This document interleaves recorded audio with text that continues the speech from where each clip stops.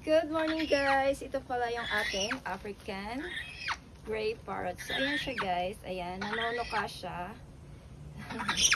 So, ouch! It's really hurt guys. So I put gloves. So ayan.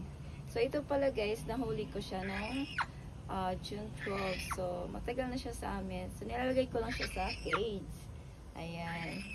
So ito siya guys. Hindi ko alam kung kanino tong parrot. So for now, ako muna mag-alalaga. Pero next time, kung sino mag-claim nito, bibigay ko po sa totoong may-ari. So ito siya, yung ating African parrot. Yes? How are you, baby? How are you? Ang sakit niya manuka, guys. As in, parang mapuputo yung daliri mo. Aray, aray. So ganyan siya ka-wild. Right? Look, there's the leaves here. Yeah? So, nilalabas ko siya every morning sa cage. Ayan. Para maano din siya, guys. Nalagay ko siya sa tree. Para ano din siya, guys. So, yan lang siya, guys. Share ko lang sa inyo.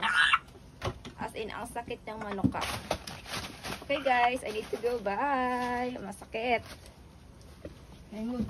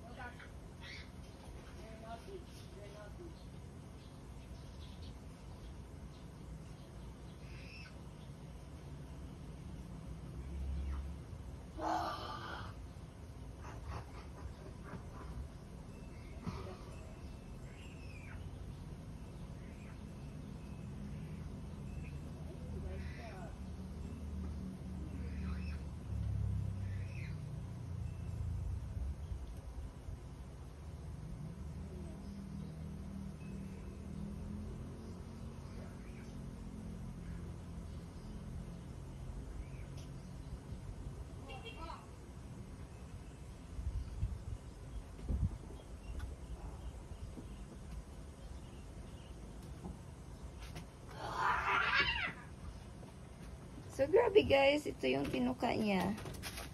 It's bleeding. So, kita niyo yan? Masakit yung pantok niya guys. As in, masakit.